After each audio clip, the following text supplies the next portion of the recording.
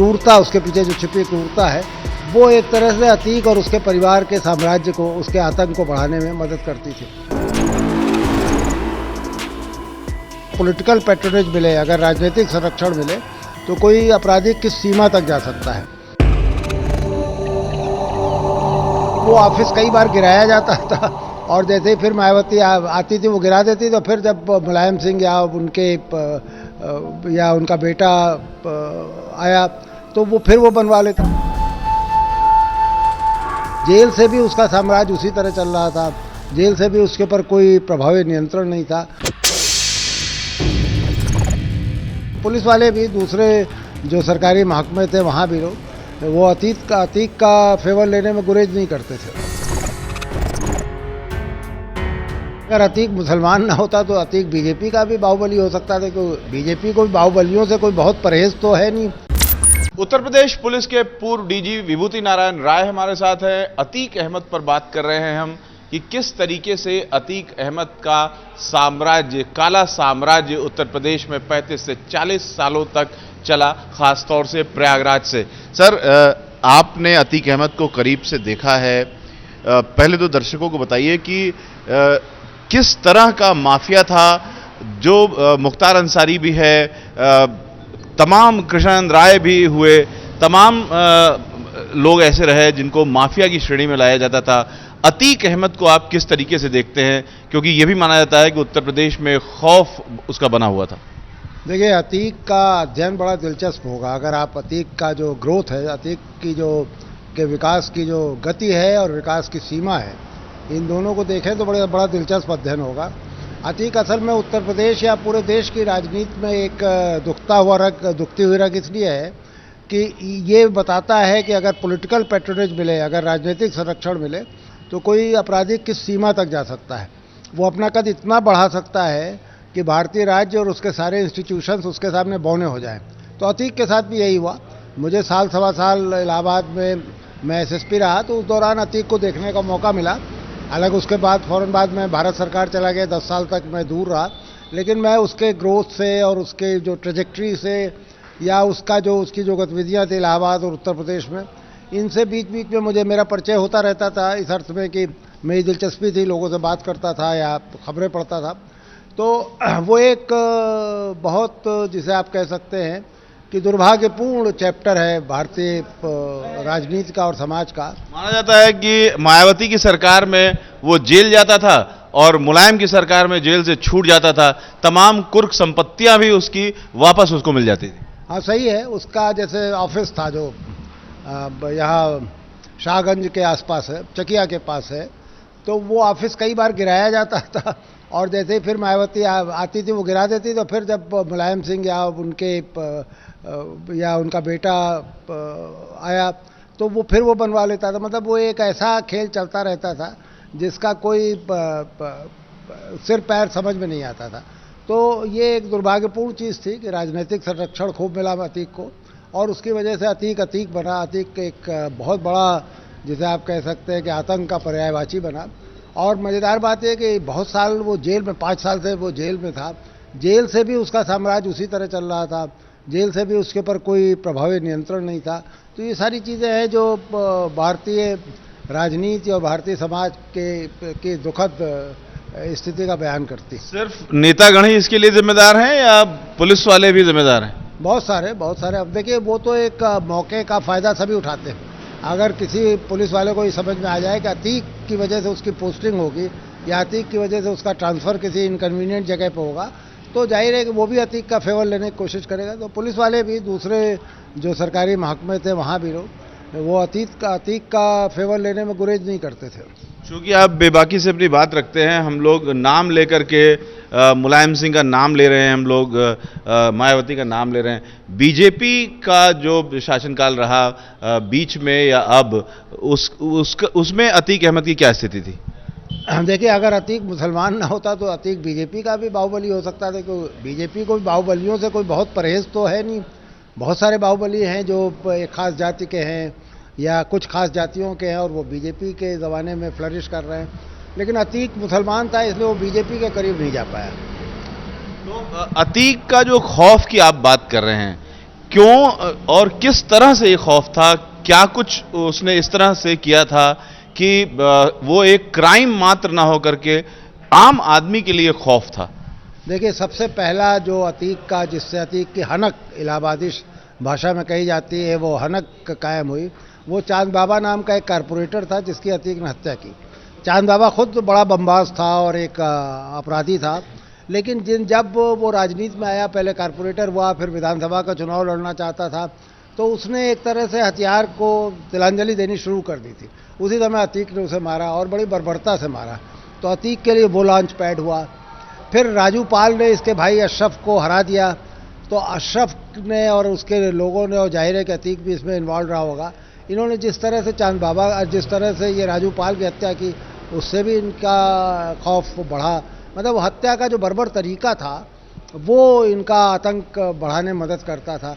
अभी जो एक पाल जो वकील थे, क्या नाम है इनका, उमेश पाल, इनकी हत्या भी उसी तरह से हुई। आप देखिए कि इसका बेटा उसमें लॉन्च अपने को कर रहा था, जिस तरह से विजुअल्स उसके आए, जो सीसीटीवी कैमरा में जिस तरह से उसकी छवियां रिकॉर्ड हुई, दुस्साहस के साथ दौड़ा करके, फायर करके, और वो उमेश पाल को मार रहा है।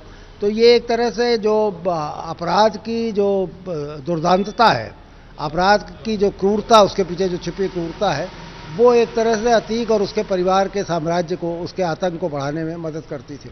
एक अलग तरह का पैटर्न दिखता है।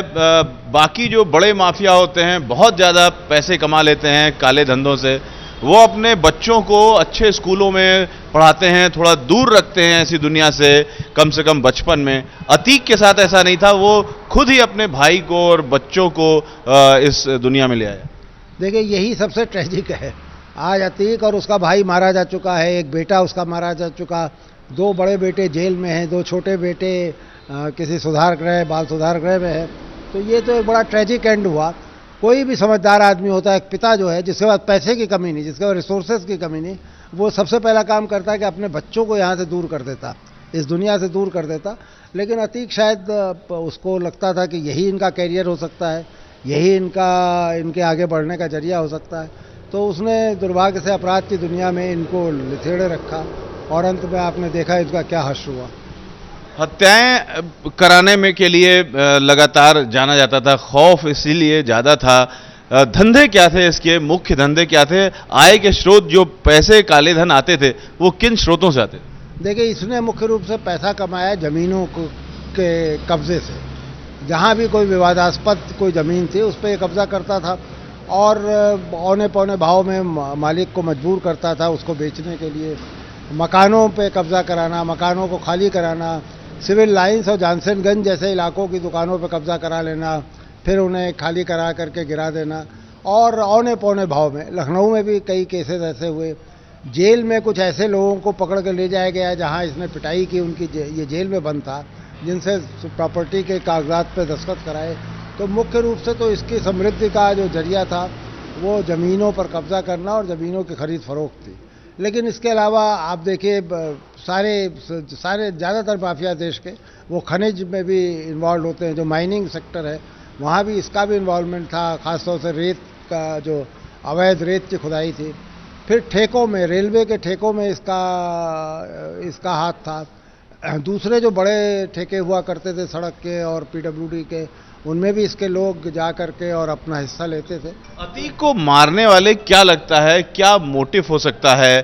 क्या अतीक के लिए ये माना जा रहा है कि असद की मौत के बाद वो टूट गया था और बहुत सारी बातें उगलने लगा था, कुछ राज बाहर आ सकते थे? क्योंकि आईएसआई से भी लिंक आ रहे थे, लश्कर से भी आ रहे थे, ड्रोन से हथियार बहुत मंगाया था इसने, जगह जगह कह रहा था कि हम चल करके बरामद करा सकते हैं। तो ओवरऑल मोटिव क्या लग रहा है इसकी हत्या के पीछे? देखिए, मुझे लगता है कि कोई ना कोई ऐसा आदमी या ऐसी संस्था इसमें इन्वॉल्व है जो इस बात से डर रही थी कि अतीक बोलने लगेगा। अभी पता नहीं, क्योंकि 2 दिन ये पुलिस के पास रहा, उस बीच में कितना ये बोला, कितने इसने राज खोले। लेकिन इस बात का खतरा तो था ही। जिन लोगों ने पैसे इसके लगाए होंगे, इसने अपने पैसे जिनके पास लगाए होंगे, जो इसे हथियार सप्लाई करते थे, जो संरक्षण देते थे, जो रुकने का ठिकाना प्रदान करते थे, उन सबको ये डर था कि अगर अतीक बोलेगा तो वो सब परेशानी में फंसेंगे। अब इसमें कि उनमें से किसने इन 3 लोगों को, क्योंकि ये 3 लोग तो बड़े साधारण किस्म के अपराधी लग रहे हैं। इनके पास जो रिवॉल्वर्स मिले, जो पिस्टल मिली है, वो बहुत महंगी विदेशी पिस्टल्स हैं, और एक उसमें कंट्री मेड पिस्टल है, 2 बड़ी महंगी पिस्टल्स हैं। तो ये तो नहीं उसे हासिल कर सकते थे। जाहिर है कि उनके लिए पैसा या उनको जुटाने का इंतज़ाम किसी दूसरे ने किया होगा, और जो ताकतवर रहा होगा। तो वो सारे राज अब खुलेंगे अगर ये तीनों लोग पकड़े गए हैं। देखना ये है कि इनको कोई नुकसान ना होने पाए। इन्हें सज़ा तो होगी अदालत से, वो तो ज़रूरी है, लेकिन जब तक ये पूरी बातें पता ना दे तब तक इनको कोई नुकसान ना हो। यानी इन तीनों लड़कों की हत्या का भी आसार हैं जिन्होंने अतीक को मारा। हाँ बिल्कुल है। जिसने अतीक को मरवाया, अगर कोई इनके अपने दिमाग की उपज नहीं थी, जो मुझे लगता है कि इनके दिमाग की उपज नहीं रही होगी। ये जो अक्सर सड़कों पर लोग आपस में चर्चा करते हैं, पुलिस पर शक कर रहे हैं कि क्या पुलिस ने मरवा दिया या मिलीभगत है प्रशासन की। देखिए, पुलिस का तो मुझे पुलिस की लापरवाही और नालायकी तो दिखाई दे रही है कि वो सुरक्षा नहीं दे पाए। लेकिन पुलिस अगर, मतलब एक कॉमन सेंस की बात है, अगर पुलिस ने इन तीनों को तैयार किया होता तो इन तीनों को भी मार दिया जाता। जो समय आप तो लोग पुलिस ज़्यादा आसान हो जाता पुलिस पे शिकायत कर रहे हैं कि उन्होंने कोई फायर नहीं किया, 18 गोलियां चली, इतने लोग बंदूकें ले खड़े थे, तब लोग कहते हैं कि पुलिस ने मार क्यों दिया। अगर ये जिंदा पकड़े जाते तो ज़्यादा इनसे कबुलवाया जा सकता था, ज़्यादा चीज़ें हासिल की जा सकती थी। तो ये तो दोनों तरह की बातें हैं। मुझे नहीं लगता कि इनको पुलिस ने हायर किया होगा। आप चूंकि इलाहाबाद का जो माफिया तंत्र है उसको समझते हैं, जिस तरीके से बहुत सारे और माफिया ग्रुप्स हैं, कहा जाता है कि इलाहाबाद में सिर्फ अतीक ही नहीं, उसके अंडर में चलने वाले बहुत सारे ग्रुप थे जिसे अतीक बैलेंस करके चलता था, उनके झगड़े अपने दरवाजे पर सुलझाता था। क्या लगता है कि अतीक के मारे जाने के बाद उस तरह के माफियाओं का खौफ इलाहाबाद में अब खत्म हो गया? मुझे नहीं लगता। देखिए, माफिया फिर पैदा होते रहेंगे। माफिया को पैदा करने के लिए जो परिस्थितियां हैं वो तो बरकरार है ना। अभी भी अपराधियों को पॉलिटिकल पैट्रोनिज्म मिल सकता है, अभी भी ये जो हमारे सिस्टम के लूप होल्स हैं वो अपराधियों को मदद कर सकते हैं। तो अब ये तो माफिया, 1-2 माफिया के मारे जाने से माफिया तंत्र खत्म हो जाए, ये तो विशफुल थिंकिंग है।